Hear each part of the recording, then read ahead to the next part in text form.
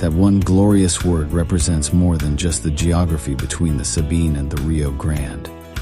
It represents a unique idea and way of life. A life of rugged individualism, proud self-reliance, gritty toughness, and fierce independence. That is what made Texas, and that is what will save her again. Howdy, folks. Sam Houston here. I want to thank you for tuning into the Feed Bandit podcast. Feed Bandit is the Texas first outdoors brand built by rabid Texans, for rabid Texans, and all those who aim to be one someday. We unapologetically promote the ideals that shape our Texas pride and Texas first patriotism through our love of hunting, the outdoors, and the gear and apparel we create. Texas, above all else, preserve the tradition, protect the legacy. Check us out at feedbandit.com. And to repeat that great rallying cry from a former colleague of mine, liberty or death. Now, enough of my talking. Here are a couple of bandits that love Texas as much as I do. Enjoy.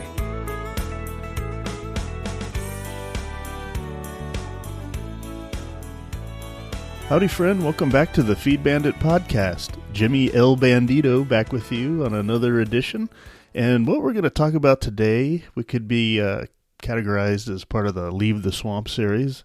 And really what I wanted to do is just take a short period of time here to talk through what it is we mean by Texas First Outdoors.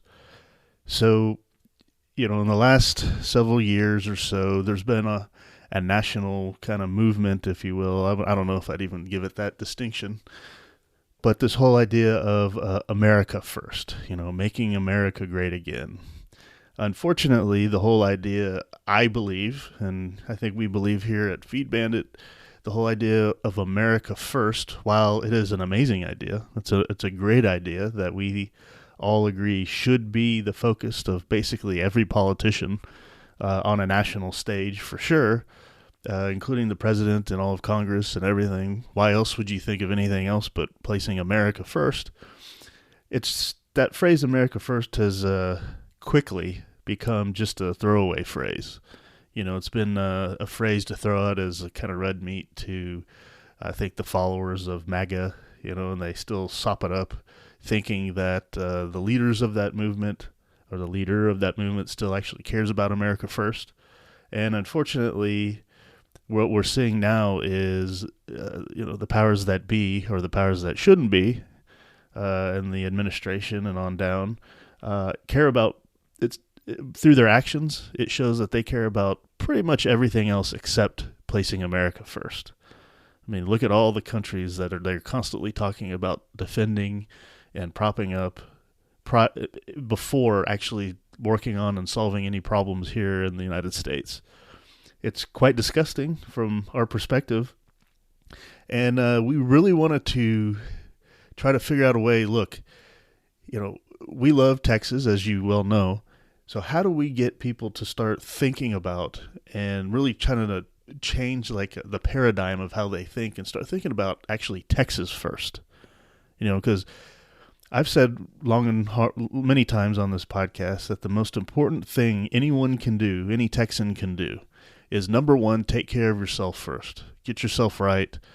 Make sure that no one else is, taking care of you, that you're self-sufficient, you're able to take care of yourself and your family, should you have one. And then once that's all done and, taken care of, then you can start branching out and looking at maybe your extended family, maybe some neighbors, maybe some, people in your county, things of that nature.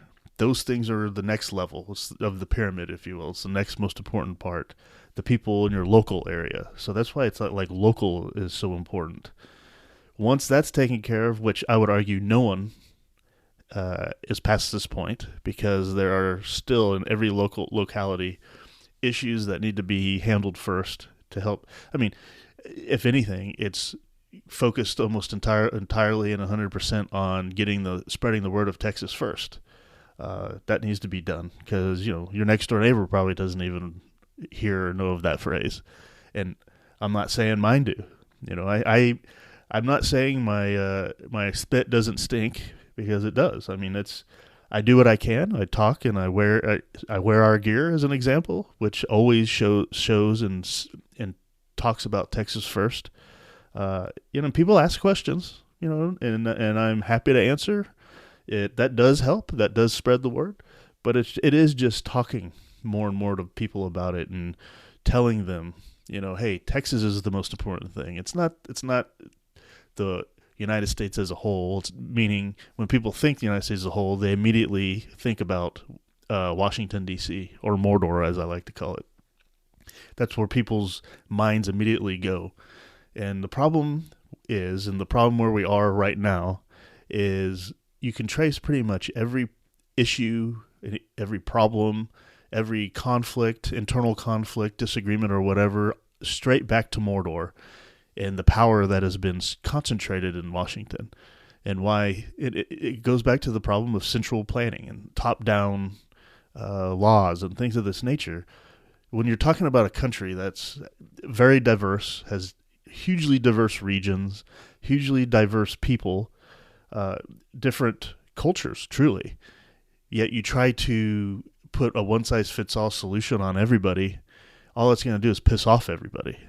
So that's really the big problem now. In the United States, 350 million people. You're not going to be able to centrally plan properly anything. Well, you can't centrally plan anything, but you're not going to be able to put one-size-fits-all solutions that are going to help most people in the country. It's just not going to happen, and it's going to sow division, sow chaos, and that's what we're seeing now. It doesn't matter who the president is, because in the end, if you're paying any sort of attention, you cannot argue with the fact that, yes, while the current president came in with this whole "Make America Great" idea and occasionally said "America First" and these type of things, almost immediately after being sworn in, what has the administration done? You can argue with the idea behind tariffs, but I can tell you, as a small business owner, these tariffs are not good for the people of the United States, the people of Texas. Foreign countries do not pay the tariffs. It's an additional tax on us here in America. So basically, he came in and raised taxes on us. Okay. He's arguing for much lower interest rates and more government spending. All that's going to do is, again, add more debt to the federal government's liability side of his balance sheet. It's just going to creates more inflation, and it's going to destroy the purchasing power of our currency, which is theft from all of us. So nothing really that was all the rhetoric has happened is actually happening to help the country as far as that goes. So what we're wanting to do here at the Feed Bandit podcast is constantly try to reorient people's views or their mind back towards where it should be. That's local and Texas first. We live in Texas, so we care about our home state here in Texas. We don't want to go and say, hey, we want to solve the problems for all 350 million Americans. Hell, we got 35 million people here in Texas. That's more than enough. It's probably too much, but you got to start somewhere, right? At least we have a common rally point around the Lone Star flag. At least there's that. So what we're doing here is constantly pushing the idea of Texas first, but we also want to do it in terms of around the outdoors, hunting, fishing, these type of things, because us being hunters and fishermen and all that stuff, we know that the true core, the great culture and all that is centered around outdoorsmen. It's, like I said, the hunters, the fishermen, the farmers, the ranchers, all these outdoorsmen. I think we all share a love of the land, which is basic and primal, if you will, to creating this idea of a love of Texas and a focus on Texas first, a focus on issues that affect Texas. So we can look at national issues and say, how does that affect us here in Texas? Is that something that we should fight back against? Is that something we should nullify?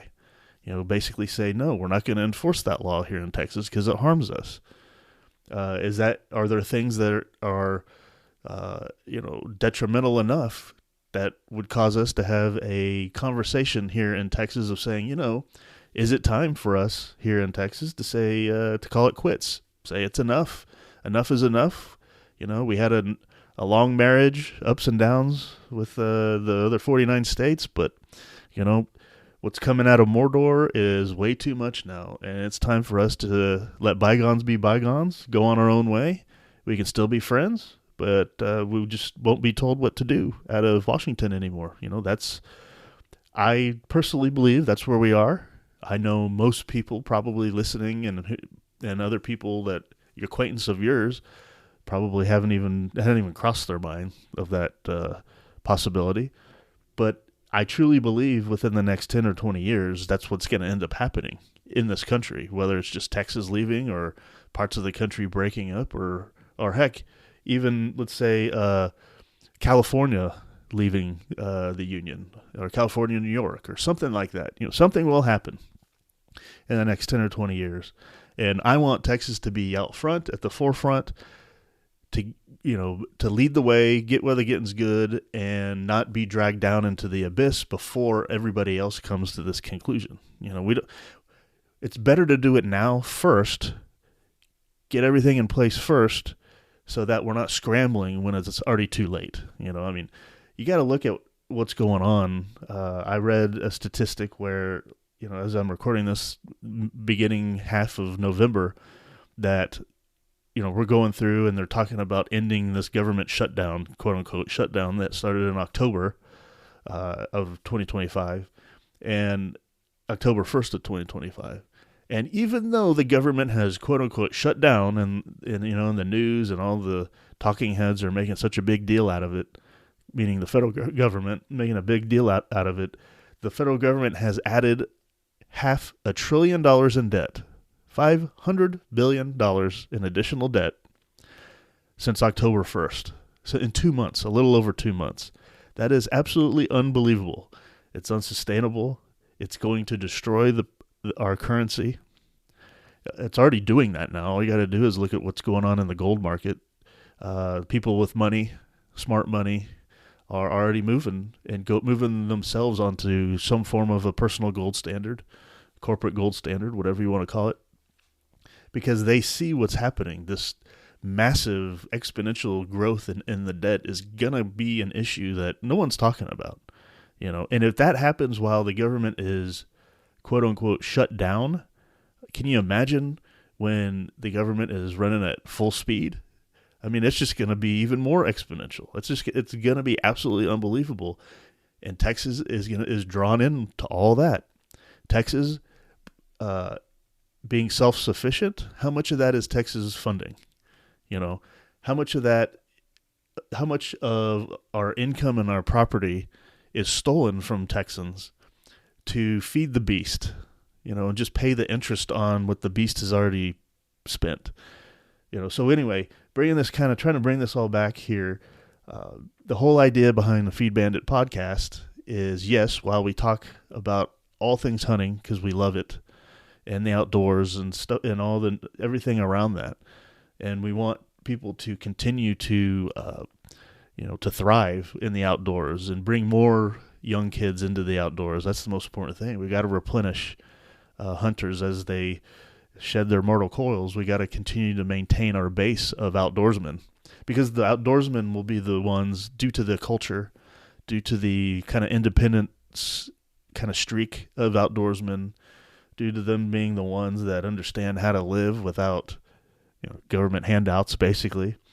We will be the ones that will be the foundation of a future Texas that is the most prosperous country in the world. So that's what Feed Bandit is here for. That's why Feed Bandit pushes and says the ideas of Texas first outdoors. And we want you to we would love for you to continue to help push that message, because by pushing Texas first outdoors, that allows us to kind of achieve our mission, which, as you know, and what we say a lot, is preserve the tradition. so that we can protect the legacy of Texas, right? If you can't preserve your traditions, then your legacy will be like piss in the wind. It'll blow away, and nothing will be left here except it'll be just another administrative region of the world empire, and that's cannot happen. We have to preserve the traditions in order to preserve the legacy of Texas, and we do that through Texas First Outdoors. So I hope I've made myself kind of clear on the thinking behind the whole Texas First Outdoors concept. So we're really wanting to create a movement, here through Feed Bandit, and it's not necessarily has to be called the Feed Bandit movement or anything like that. But what's interesting is we really want people to come on board and become sort of soldiers for Texas, if you will, like intellectual soldiers, I guess you could say, for Texas, where you wear our gear, you have conversations about Texas, things of that nature, and maybe spread the words and plant the seeds to where when the spit really hits the fan, or hopefully before, but when the spit really hits the fan, we will be ready to make that move towards independence that is so necessary to do. And I've had this concept in my mind about kind of creating a, society, I guess you will, called the 300. And it's based on the old 300 that were kind of a name for the settlers that came in with Stephen F. Austin's first colony. And the idea kind of is centered around the old quote from Samuel Adams that it does not take a majority to prevail, but rather an irate, tireless minority, keen on setting brush fires of freedom in the minds of men. And that kind of describes clearly, I think, what we're trying to do here at the Feed Bandit podcast when we talk about Texas issues, and talk about Texas First Outdoors. So just a little history lesson. What was the old 300? Well, the old 300 is sometimes used to refer to settlers who received land grants in Stephen F. Austin's first colony. In January 1821, Austin's father, Moses Austin, had received a permit from the Spanish to settle 300 families in Texas, but he died in Missouri a short time later before he could realize his plans. Stephen F. Austin took his father's place and traveled to San Antonio, where he met with the Spanish governor, Antonio Maria Martinez, who acknowledged him as his father's successor. Austin quickly found willing colonists, and by the end of the summer of 1824, most of the old 300 were in Texas.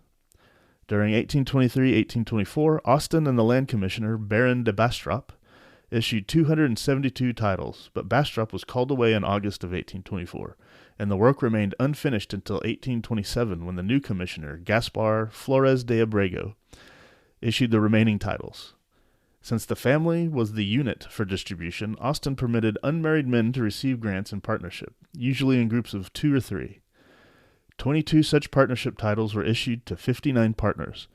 In all, 307 titles were issued, with 9 families receiving 2 titles each. Thus, the total number of grantees, excluding Austin's own grant, was actually 297, not 300. The colonization decree required that all the land should be occupied and improved within 2 years. Most of the settlers were able to comply with the terms, and only 7 of the grants were forfeited.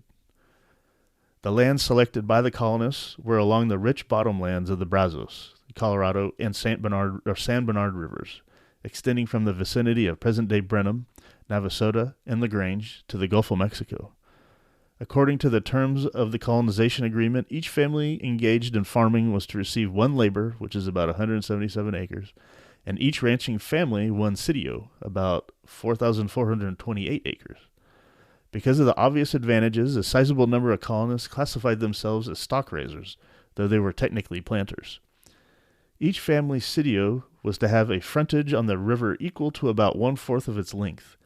Thus, the east bank of the Brazos was soon completely occupied, from the Gulf to what is now Brazos County. Most of the laborers were arranged in 3 groups around San Felipe de Austin, which formed the nucleus of the colony. The majority of the old 300 colonists were from the Trans-Appalachian South. The largest number were from Louisiana, followed by Alabama, Arkansas, Tennessee, and Missouri. Virtually all were originally of British ancestry. Many had been born east of the Appalachians and were part of the large westward migration of the early years of the 19th century. Most were farmers, and many, including the Bell, Borden, Kuykendall, McCormick, McNair, McNeil, Rabb, and Varner families, already had substantial means before they arrived. Because Austin wanted to avoid problems with his colonists, he generally only accepted those of better classes. Indeed, only 4 of the old 300 grantees were illiterate. Another indication of the financial structure of the grantees was a large number of slaveholders among them. By the fall of 1825, 69 of the families in Austin's colony owned slaves, and the 443 slaves in the colony accounted for nearly a quarter of the total population of 1,790. One of the colonists, Gerald E. Gross, who arrived from Georgia in January 1822, had 90 slaves. Though not all of the original grantees survived or prospered, Austin's Old 300, as historian T.R. Fehrenbach has written, formed, quote, the first Anglo-planter gentry in the province. End quote. Their plantations, arrayed along the rich coastal river bottoms, constituted the heart of the burgeoning slave empire in antebellum Texas. Now, I don't know if I would have ended it with calling it the slave empire, but, you get the point there. So the Old 300, Austin's original colonists here, that's kind of what we're wanting the theme we're wanting to start or kind of have around here at the Feed Bandit podcast is, do you want to be part of the 300? The new 300 is what I want to call it. The new 300, and the reason why I call it, reason why 300 in this instance is important is because, we're talking... the idea here is to have 1% of the population of Texas, just 1%, be on board with Texas First and Texas First Outdoors. If we can get 1% rapidly on board with Texas First Outdoors, 1% of Texans to become or be that irate, tireless minority, keen on setting brush fires of freedom in the minds of men. If we get that 1% of Texans, a little over 300,000 people, if we can get them on board on the Texas First Outdoors, the Texas First movement, get them on board, preserving the legacy, preserving the traditions, protecting the legacies of Texas. If we can get them on board to do that, then Texas will have the most amazing future.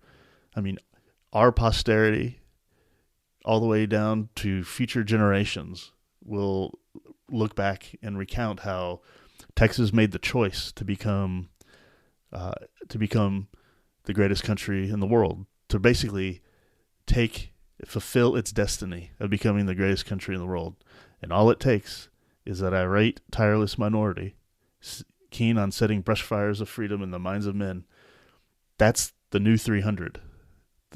That 1% of people that can spread that word, to all Texans. So that's what we're trying to do here at the Feed Bandit podcast with Texas First Outdoors. We're starting with us, people like us, outdoorsmen, people who love the land, farmers, ranchers, etc. Really, it starts with the land. That's the most important thing. And from there, we can spread the word of Texas First. So will you be one of the new 300? I hope so. Look out for more along these lines, but just start thinking about that. Is it something that's important to you? Is it important enough to you to at least casually wear something that talks about Texas First, to where maybe someone will read it and they'll get an idea, or they'll have a question to ask you about it. Like, what does that mean? And then it gives you the opportunity to talk to them, because you never know. That might set a brush fire in that person's mind, who then can set a brush fire in 2 more people's minds. And then it becomes, like, set a spark, if you will. And then it becomes a brush fire. This idea of Texas First and eventually Texas independence. Let's do what we can to help Texas fulfill her destiny and become the greatest country in the world. All right. Well, I hope I kind of got my point across there on what we mean with Texas First Outdoors. If you got any questions, please email us, howdy@feedbandit.com, but there'll be more of this, more talk like this, especially in these Leave the Swamp mini-series on the Feed Bandit podcast going forward. We hope you support the idea. You wouldn't be listening to this if you didn't love Texas, so I would imagine you would support the idea. But just stay tuned for more along these lines, and we really appreciate you listening here. We'll catch you on the next one. Again, check out what we got. The polos we have, the hats we have, they all have that theme of Texas history, Texas first. And could be something as little as that to light a spark in someone else, someone else's mind, who then can help light another spark, who then can start setting that brush fire of freedom in the minds of men. All right, well, thank you for listening. We'll catch you on the next edition of the Feed Bandit podcast. Remember, preserve the traditions and protect the legacy of Texas. And always support your local feed store.